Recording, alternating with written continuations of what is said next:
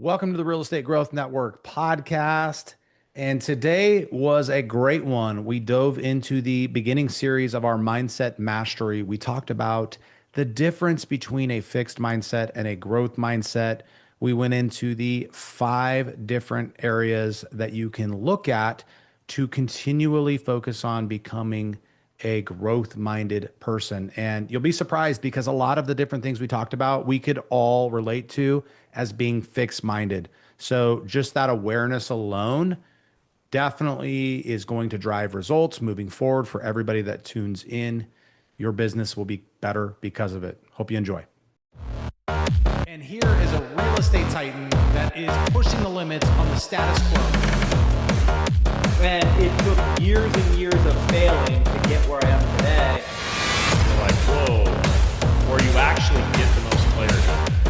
That was kind of one of those pivotal moments when I started building a business. I spent a lot of time becoming an expert salesperson. Today, we are going to talk about mindset in general. So we're going to talk about the difference between a growth mindset and a fixed mindset. And so first, let me read the definition. You guys see it here on the screen. It says attitude or disposition that predetermines a person's response and interpretations of situations.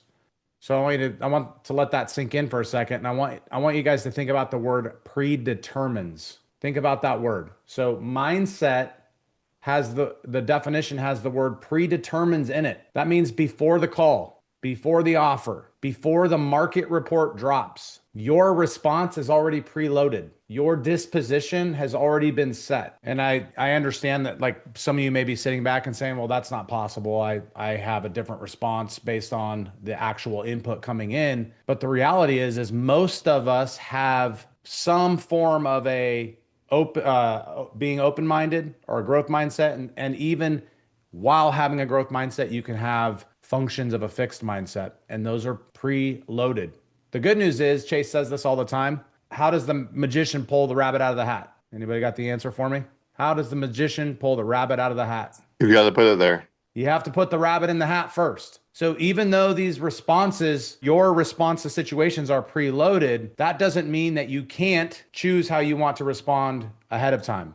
Choose what type of mindset you're going to take on for all of these situations. Mindset is flexible, part of the neuroplasticity of the brain. We can choose to shift or change our mindset or our predisposition. But this isn't a feel-good topic today, guys. This is a production topic. Think about this, like 2 agents get the same lead. They're in the same market. They may even have the same talking track, the same script, but one converts, the other one doesn't. And the difference actually happened before the phone rang. The difference happened in their mindset or their predisposition to how they dealt with the situation. So I'm going to go over what I call the 5 markers or the differences between a growth mindset and a fixed mindset. These aren't personality types. These are predisposition and their behaviors. And you can audit yourself on all 5 in the next 20 minutes as we're going through them. So I want you guys, as I'm going through them, I want you to think about where you're at. Now, I said that there's 5, but this is what most people associate with a growth mindset and a fixed mindset, is this right here. Most people stop here when it comes to defining a growth mindset and a fixed mindset, which is growth mindset believes that skills can be developed. A fixed mindset believes that skills are static or their disposition cannot be changed. That's the defining difference between the two. I'll tell you guys a story. I'm trying to think of the lady's name. Carol Dweck. She did a study at Columbia. She took 2 groups of kids and they were given the same test, same score. One group of kids, they were praised for being smart. One group of kids, they were praised for working hard. And then they were both offered a choice. They were offered the choice to either do an easy task or a hard one. So given the praise that they got, one was praised for being smart, one was praised for working hard. Which one do you think each picked? So the choice was an easy task or a hard one. What do you think they picked? The smart kids picked the easy one. The smart kids picked the easy one.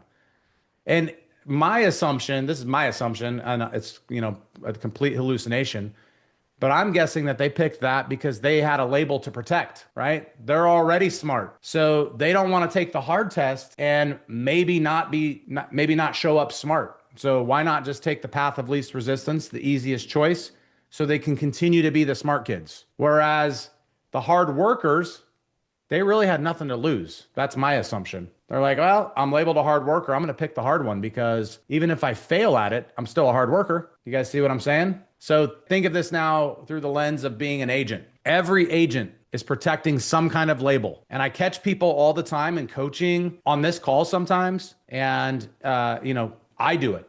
So no one is immune from this. So let me think of a couple good examples.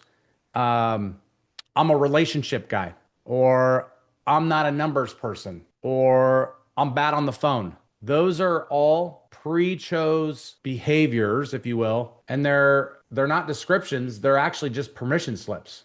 If you say I'm bad on the phone, what's the permission slip? What are you protecting yourself from with that label? Making calls. Making calls. Potentially, you're already saying, hey, I'm bad on the phone, so therefore I'm not gonna make the call because I know I won't get a result from it, right? Or I'm the relationship guy. Like, this is the person that maybe doesn't want to do any cold outreach, doesn't want to call for sale by owners or expireds. They want to go out and network and build relationships. Now, that's not necessarily a bad label to hide behind, but if someone was behind on their goal and the relationships weren't getting them the result, then they could lean into that label and it could be the thing that causes them to fail if they're behind on their goal. So in the same study, Dweck, she told a story of a high school that they replaced failing. So they took failing, instead of a failing grade and giving them an F, they gave them a not yet. They gave them a grade of a not yet, because fail was a verdict and not yet was a position on the timeline. So I want everybody to think right now of something you're not good at. Type it in the chat. What's something that you would say in sales you're not good at? I'm not good at. Type it in the chat or say it out loud. Cold calling. I'm not good at cold calling. Keep going. Social media. I'm not good at social media. What else? Being organized. Ooh, follow up. I'm not good at follow up. Let's get a couple more. Asking for the business. I love that one. Okay. So all the people that just threw out the I'm not good at's, how do you feel about that particular topic when you say I'm not good at it? Does it feel like there's a roadblock in front of you? Does it feel like you've just made the decision?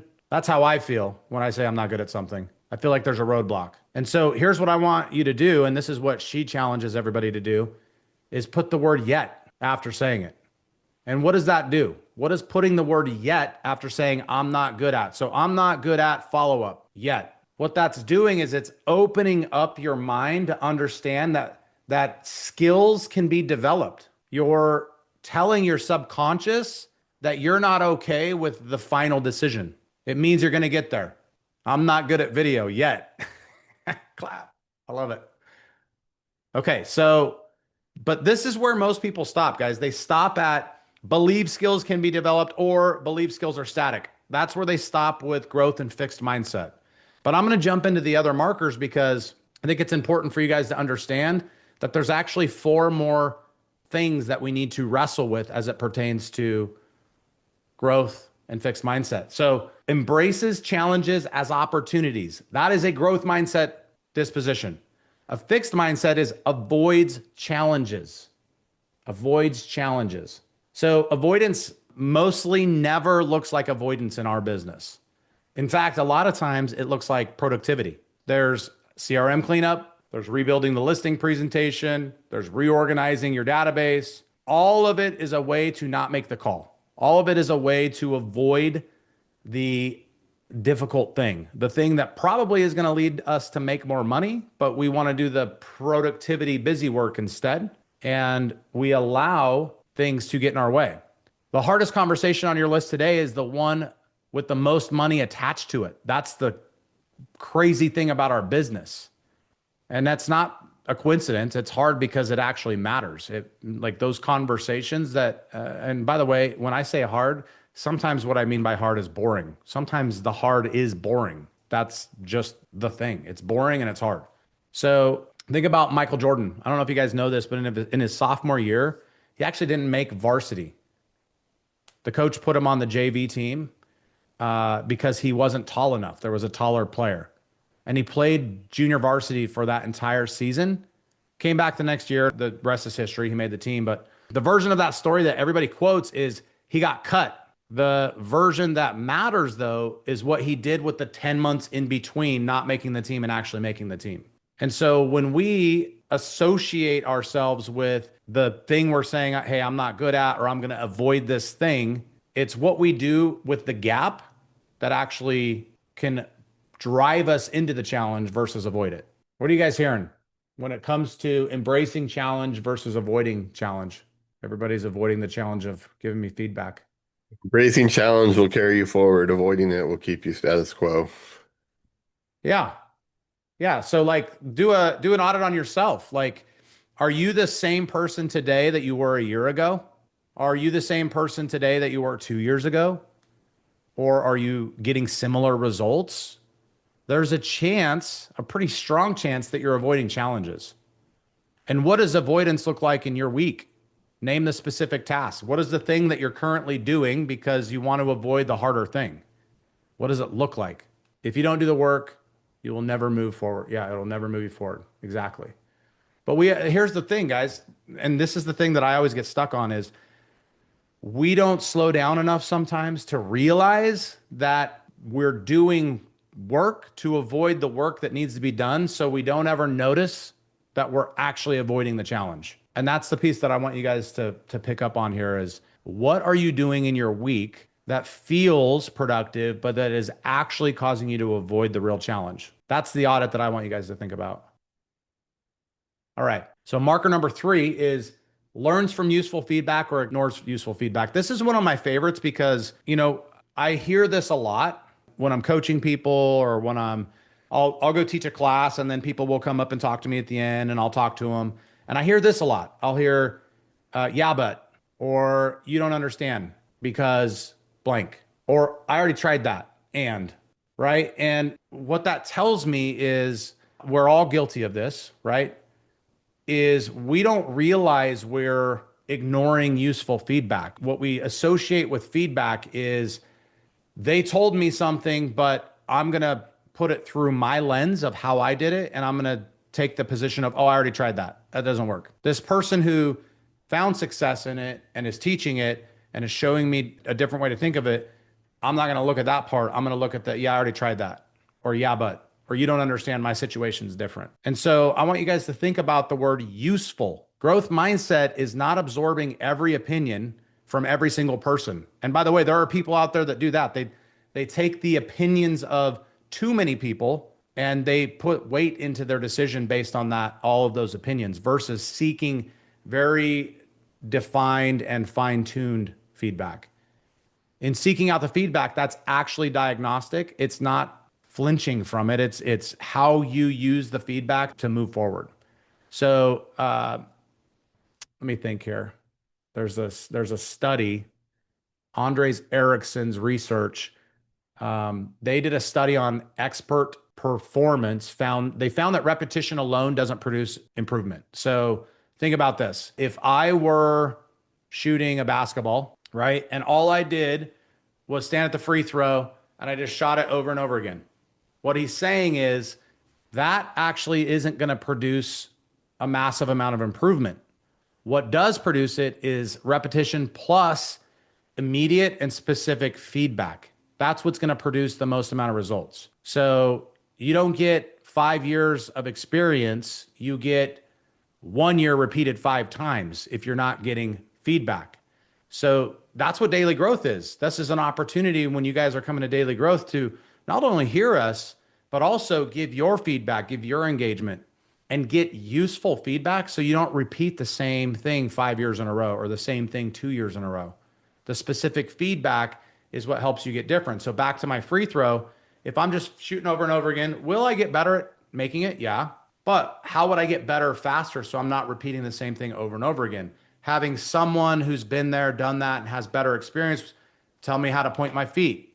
Tell me where my knees should be positioned. Tell me where the ball should be positioned before it goes out of my hand. Like that feedback will inevitably give me a significantly better result. So the mistake is agents treat feedback as a verdict on their worth instead of information about the process. And that's the biggest thing that you can take out of this. And the audit question that I would give you is, where have I gotten feedback recently where I felt like I had to defend my action, my position, or what I do on a daily basis versus actually hearing the feedback and thinking about my process and where I might be able to improve? Because I guarantee you, all of us fall into this trap because our egos get in the way. Our ego wants to say, yeah, but, well, you don't understand. It's different for me. I already tried that. And that's what our ego wants to do because it wants to defend that we know what we're doing. And when you can set aside that ego side of things, then that's where you can actually start to learn from really useful feedback.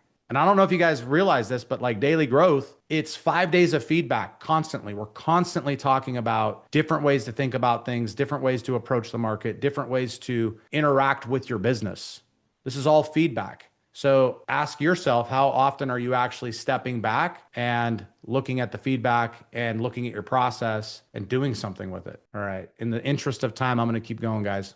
So the next one is finds inspiration in others' success versus feels threatened by others' success. And here's the tell, and it's pretty fast. When the top producer's name comes up in the office, what's the first thing out of your mouth, or what's the first thought that you have? A fixed mindset explains it away. And again, guys, I want you guys to understand that I'm literally talking to myself as I'm teaching you guys. We all deal with these challenges and we all have a fixed mindset in some way, shape, or form. It's the awareness of it and the ability to adapt that gives you the growth mindset position. But what's the first thing out of your mouth? A fixed mindset says, oh, well, they bought their leads, or, well, they've been in the business for 20 years. Well, they've got that from their old team, or, you know, they're an anomaly, or they have a better connection with the community, or, you know, oh, they have an alumni that they're connected to, whatever. Like when we hear someone succeeding, what are we telling ourselves in our brain? We're trying to justify their success,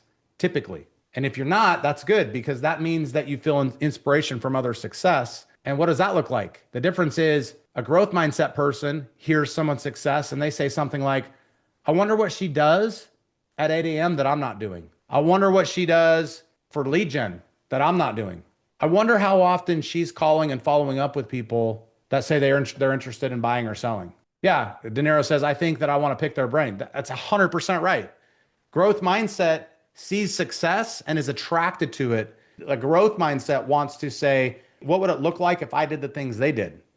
And they try to figure out how to build that into their world or find the things that align with their life or their business and pull it in. And, you know, we're going to talk about the story model in like 2 days, I think. It's either tomorrow or the next day. And one of the questions in the story busting model is, when we have a reaction to something, like all those, they're doing this, they're only doing this, they're doing this.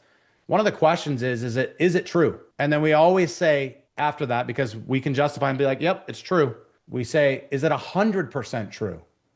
And it's because usually the story is about 20% true and 100% useful for staying where you are. Usually the story only gives 20% of the truth, but it is 100% of the reason why you stay where you are. Or it could be 100% of the reason why you grow, right? You can tell yourself a story that supports your growth. All right, we got a couple more minutes left. Let's jump into the fifth one. This is my favorite. Correlates failure with winning. A growth mindset sees failure as winning versus correlates failure with losing. This is one of my favorite sayings. I'm going to say anonymous. I don't know who said it, but success is the summit of a mountain of failures. Like you look at I'm not a sports guy, but I know a little bit about sports. A 300 hitter fails 7 out of 10 times, and yet that person could go to the Hall of Fame. Nobody calls him out for the 70% of the time that he failed. They call him out as elite, because in that sport, everybody understands the denominator. And in real estate, we actually have a denominator too. Most agents just never think about it. So if you have a conversation, if your conversion is 1 in 20 conversations turn into a set appointment or a med appointment, then the 19 no's aren't evidence that you're bad. It's just the price you pay to get to the success It's the failures that are required inside of this business.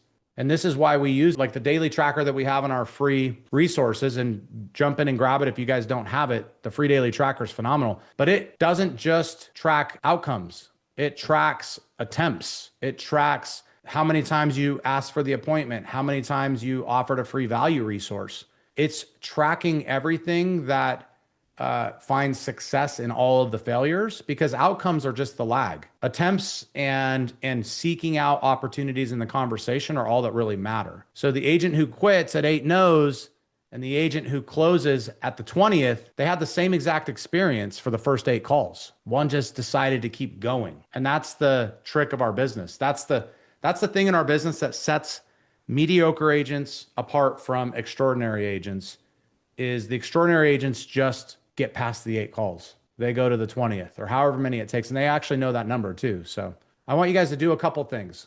I want you to take 10 minutes today and think of all the things that you're not good at that would bless your business if you were. And then write the word yet after it. And then circle the 2 that resonate the most with you. And then find someone who is more successful than you. You know, I kind of look at it as like a scale of 1 to 10. If you're a 1, like you maybe are brand new, haven't produced anything, go find someone that's at 2 and go ask for advice or go ask what they do. If you're a 5, go find a 6 or a 7 on their success journey and go ask them. All right. I felt like I talked at you guys for a really long time. What are we hearing? What are some takeaways, light bulb moments, fixed versus growth mindset? I really like the yet at the end of the sentence, because it gives you permission to not be perfect and keep moving forward, even if you do fail, to not give up. Yeah. Well, what it does is it opens up possibilities, right? Yeah. I'm not good at period. It is a closed door. I'm not good at period yet is possibilities. Focus on what you're not good at, but don't close the door and add yet, because that will change the way you start to think. Yes, exactly. I love that. Who else? It's a good reminder of how we talk to ourselves plays a critical role in the actions that we take. Yeah, I think in all of this, David, I think that's a great point. I think in all of this that we could take out of this is it's within our control. It is a disposition and predetermined, but you can change your predetermined approach. You can change the aspect you have around any one of these topics. Any one of these markers, they're not fixed. Personality is not permanent. I don't know if you guys know that, but we are flexible in how we choose to operate and how we choose to think. It's one of the many things that make humans phenomenal species, is we have the ability to be aware and take that awareness and do something with it.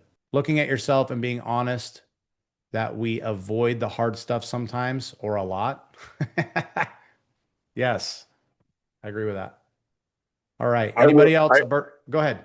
Yeah, I will add that if you're having a hard time with figuring out what it is that you're not like good at, or if you've identified it, and if you're like me sometimes and you just like beat yourself up about it too much, seek coaching, because a third party person that doesn't have an emotional investment necessarily, if you will, in you, has like a more of like an outside view, is always the best to try to guide you through to a solution rather than leaving yourself in this little like hole.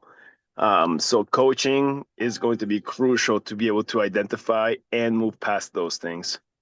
Yeah, emotion is one of the most powerful things and one of the worst things, meaning emotion can inspire and cause you to act, but emotion can also be an anchor if it's something that you're struggling with. And a coach can help leverage both, right? A coach can take positive emotion and inspiration and pour gasoline on it, and they can take that negative emotion and they can help you lift the anchor, right? They can lighten the load and give you perspective and clarity. So I agree wholeheartedly. Great point, Alex. All right, guys, that's a good one to end on.